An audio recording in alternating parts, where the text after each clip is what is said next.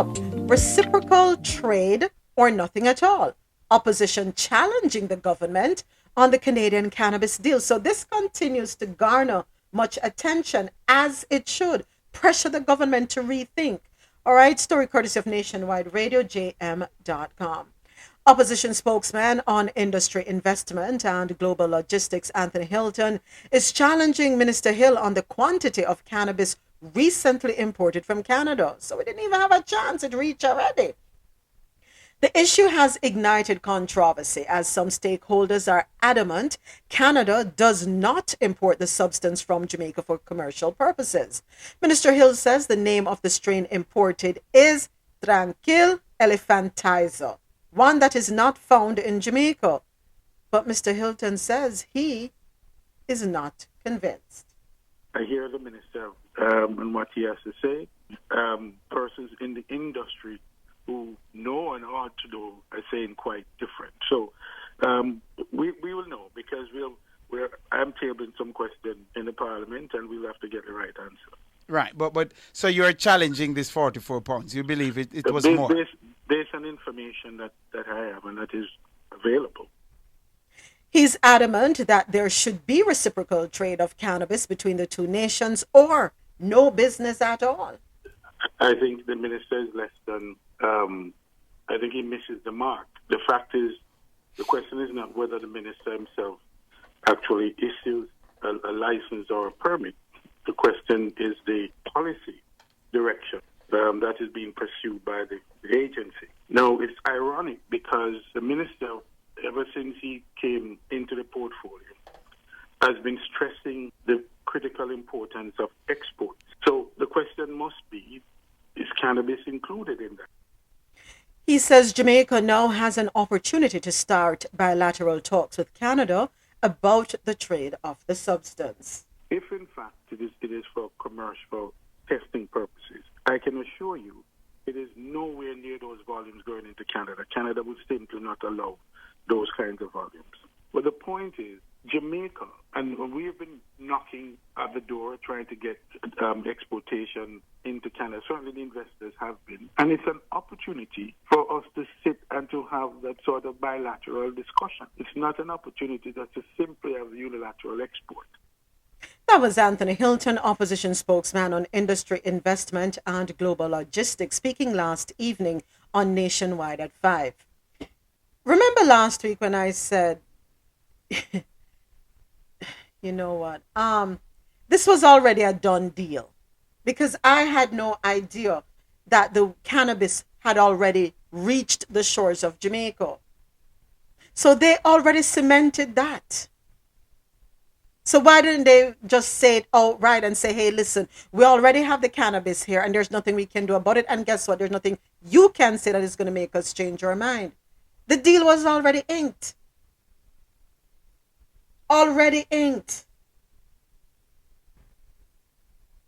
I don't need to stop tech people for fool and be forthcoming, be transparent. The moment negotiations start, or even the idea, the concept, whatever it is, however you want to term it, from the moment it was introduced, it should have been made public, thereby giving the general public the opportunity to weigh in, because it affects the local cannabis ganja farmer. It affects them too. And when you think about the history that has affected ganja farmers for years, police going or JDF going and burn down the ganja fields, ganja criminalized in the country where people come from all over the world to smoke the weed. And it still does not make any sense. We produce allegedly the world's best weed, but yet you're going to bring in weed from Canada and no weed going out? So Canada weed better than ours? Now, if it is a matter of quality and we need to step up the quality, are we having those conversations with the farmers? What are we doing? Are we going to them with the agriculturists, horticulturists, who specialize in ganja farming, and say, hey, do this, do that. This is what you need to do to bring up the quality. We don't want no synthetics. Bring up the quality. Oh, is that what the Canadian is? A synthetic? I like to preface, I don't smoke, so I don't know enough about it. But did they invite it to turn the soil? Because I know sometimes they introduce different strains to do stuff to the soil, or that wasn't it. This was just strictly a money thing. Let's say it's a money thing. Because here's the thing, Elle, we reported it last week that we are bringing in weed from Canada that is laced, enhanced. Let me use the proper term, enhanced with flavors, right? So it's not in its natural state. It has been altered. But Canada tells us our weed is not good enough for them to import. It's strictly money at this point. It has to be money.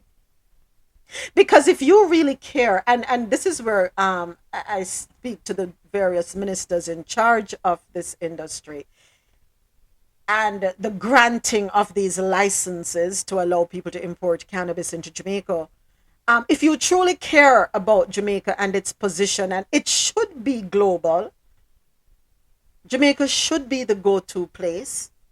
If you truly cared about the local farmer, you would see how you can do as much as you can to help him ensure that his weed is at the level, the quality worthy of being exported. But we don't do that. And this is what is happening to us all the time.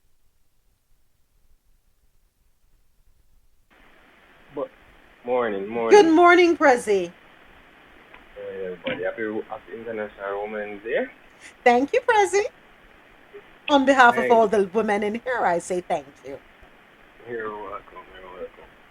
So on this story, I guess when my opinion on this basically would come from just going back to the structure of, as you mentioned, in terms of the farmers and in terms of how they are supported as it relates to, local produce that they would essentially, sell back to local consumers. So for example, when I was in Jamaica just a couple months ago, and going to the supermarket, and you're going to the supermarket and look on especially in the produce section, fruits and vegetables. When you look on those labels, 90% of them are imported, 90%. So what that essentially tells me is that even in this case where, the whole issue with the cannabis or the weed, right?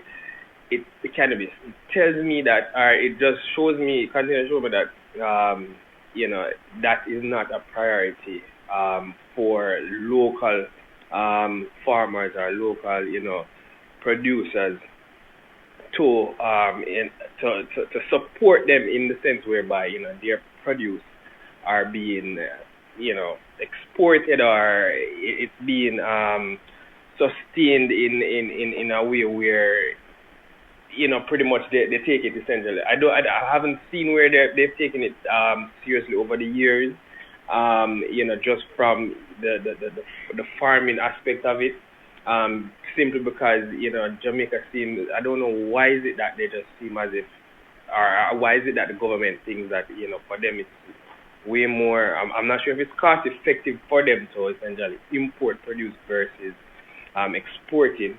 I'm not sure if there are certain, I guess like regulations or anything or stipulation. I don't know what it is, but just based on that and this story, it just kind of reminds me that, that aspect of the Jamaican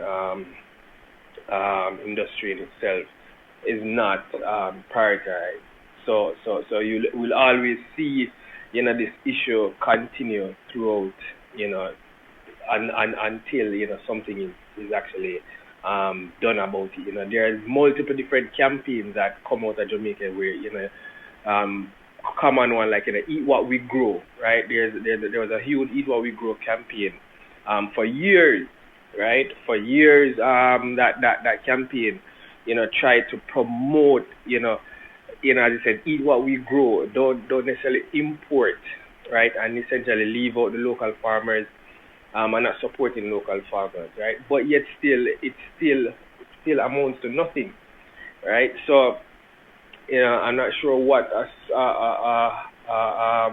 solution would be, but I think we'll always run into these type of issues.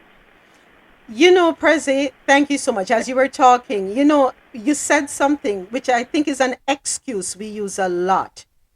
It is cheaper to import. It is cheaper to import. It's cheaper to import onions. It's cheaper to import carrots. It's cheaper to import sweet peppers. It's cheaper to import everything.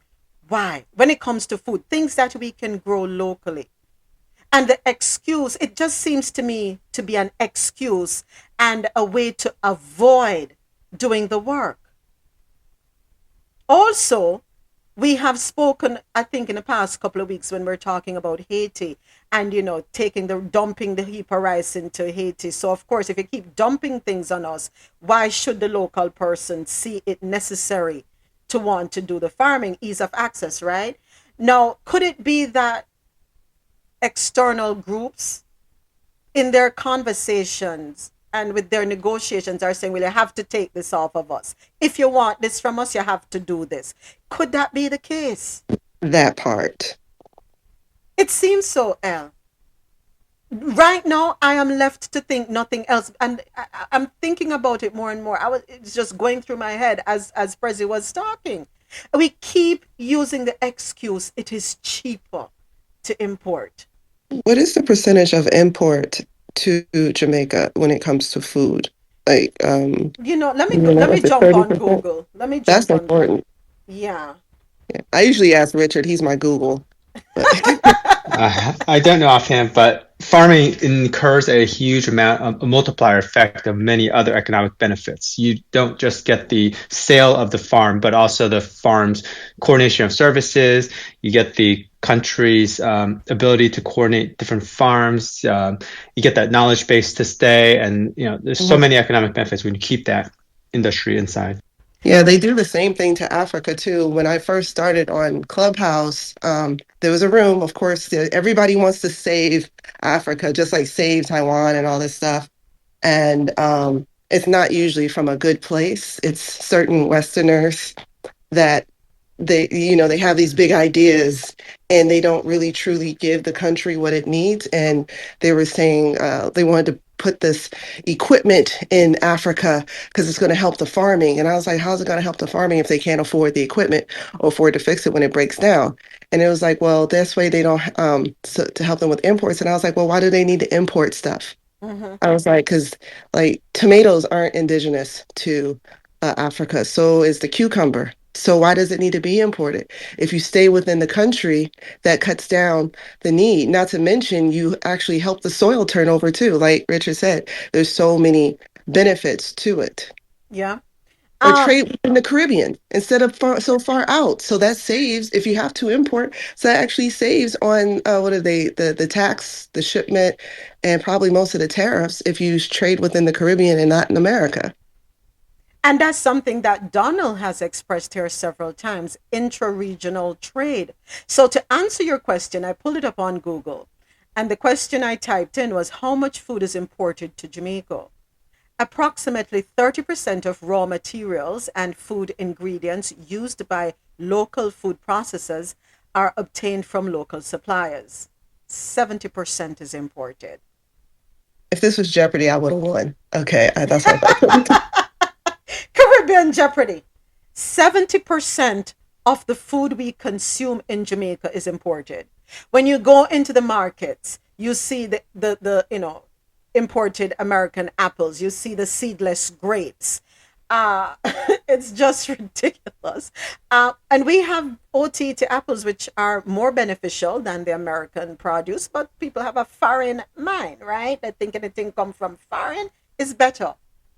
But when you see bananas imported, that's a problem. Wait, Tomatoes imported, yep. And I if you, was Go ahead, Elle. I would say I hate bananas. I like plantain. I know it's different, but I hate bananas. Why?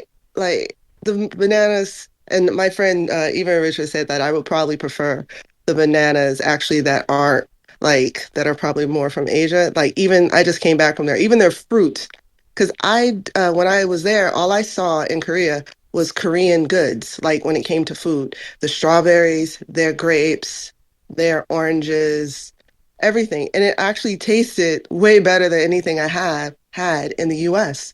So why do we need to import it, especially things that are not indigenous to the country? And if we do want to grow those things, there are all the technology that could be purchased if you want to grow a hybrid tomato or cucumber or something like that. You need to start growing within the region. And I have a quick question for Richard. So Taiwan, does Taiwan import a lot of stuff?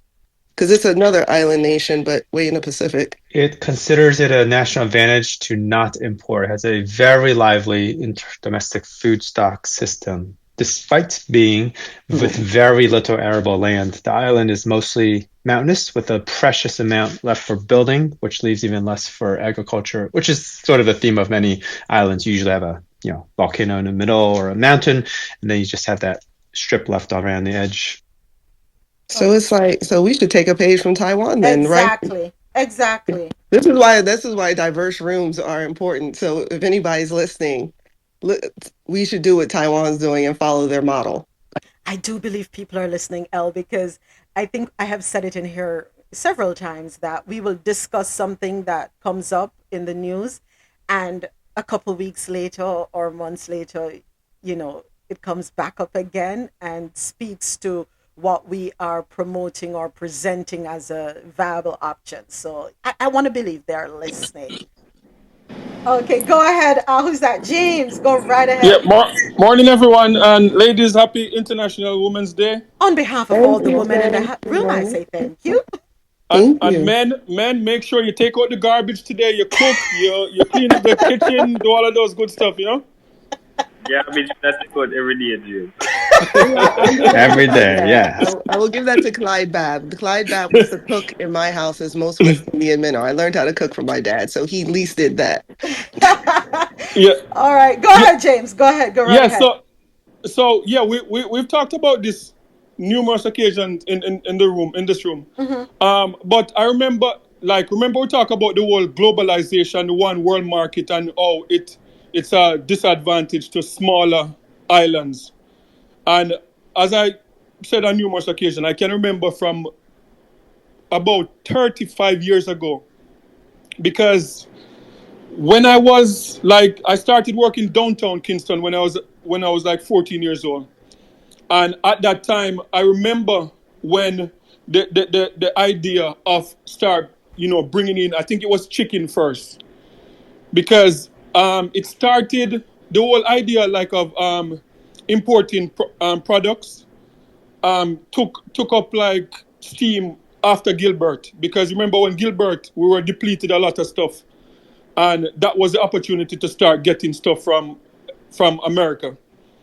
And 30 years ago, like it was about 20%, 20% of the goods to Jamaica was imported, and most of that was directed to the hotel industry, because like they're thinking, like especially like the super clubs, sandals, those hotels, is that when Europeans and Americans come to Jamaica, they want an American breakfast.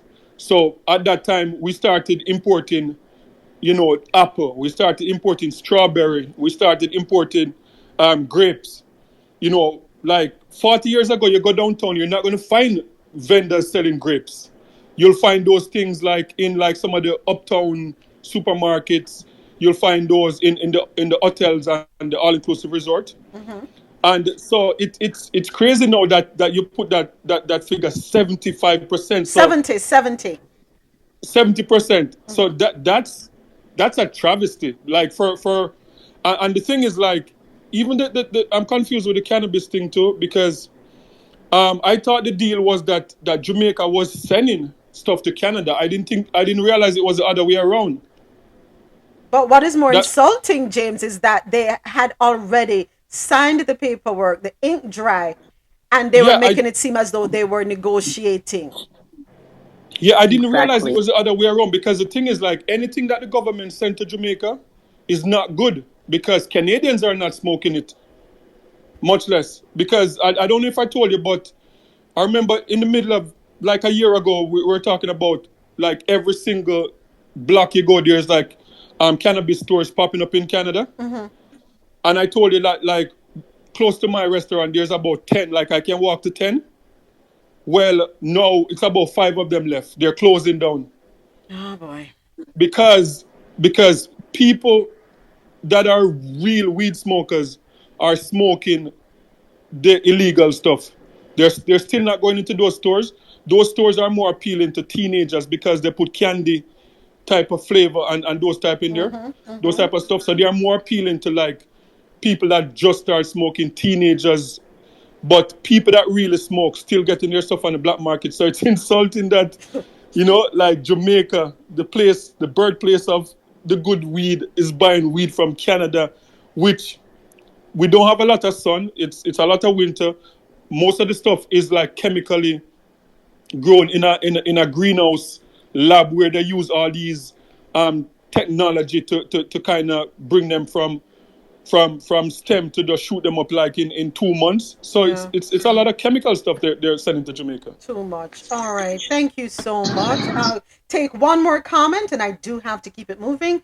Who opened their mic? Who was that? I wasn't looking. It was me, Okay, Moments. Javette. Yeah, go right ahead, Javette. So basically, James just said to us the reason why so much food is imported is because the Americans that has came into the country wanted to eat their own food, not the food of that region.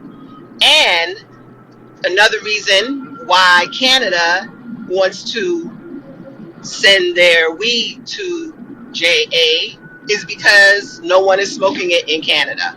So they just want to just throw it off on somebody else. We are the Well, take your W. Ridiculous. uncultured butt, Just take your uncultured ridiculous. butt back to your country, back to your own country. Then, Say like, that we again, want L. I'm sorry. I take your lost the. take your. No, I'm saying take your uncultured butt out of there. Then, because why go on vacation and you don't eat the food of the nation? Like, You, like why it makes no sense. Like, I don't want to eat. And my son, he went to the Bahamas, and he was the Bahamas is such a terrible example of what America has done. I mean, all of our other nations, like, we've, like, between Jamaica and the Bahamas, the American tourism has, like, just impacted the culture so much. Trinidad, not so much, but with the food, when I went to the Bahamas for the first time, and I went to look at the food, and I was like, what is this? Mhm. I didn't see porridge. I didn't see saltfish. I didn't see any plantain. I didn't see any island fruit. I didn't see anything representative of Bohemian culture, Wow. like, at all. Like, it was all like chicken wings and just American stuff. No And local it was food, so right? disappointing. Yeah, I'd be honest, today, I don't even know what Bohemian food looks like or tastes like. I talk about, I've Jamaican food. I was Trinidadian food superior, but we'll talk about that later.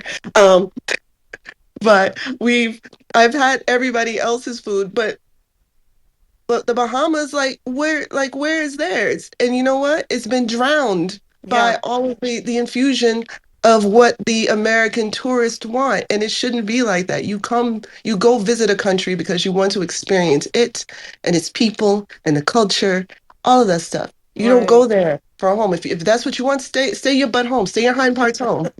And I'm going to say this, and then I have to keep it moving to James's point when James spoke about the importation of overseas products because that's what tourists want. That is true, but it was going primarily into the hotels, and then it came to a point where too much was being imported, and it trickled over, and you'd have the street side vendors, and then of course the locals got their hands on it and said, yes, we prefer this now. And what they're not realizing, what the locals aren't realizing, is that what they're getting now is the bottom of the barrel. All right. Okay. Okay, go ahead. I'll put it in the chat and I'll Yeah. talk to James. Okay, Because Prezi, hold on, El. Prezi, go right ahead, and then I have to move on. Go ahead, Right. Prezi. Just literally 2 seconds. So I'm not sure if anybody is familiar with the documentary Life and Death, but it's a very interesting documentary that would also give us an understanding of, in terms of the complexity of international lending as related to the World Bank, IMF, and just the different globalization policies that affect countries such as Jamaica, and essentially why they are pretty much in the position that they're in right now. It's a documentary that I watched a couple of years ago, and it really brought a lot of insight on things now. So I definitely recommend, if you've never watched it before, go ahead and watch it. It's called Life and Death, and I'll place it in the chat. Thank you. I was about to ask you, Prezi, please put it in the chat, and I'll just read the 2 comments from the chat real quick, and then I'll get on to our next story. Dre said, I had to go to a shack on the beach in the Bahamas to get conch. Now Jamaica is selling mostly chicken wings also. And Elle said, aren't you taking money away from the people doing that? Importing so much food? Yes, we are.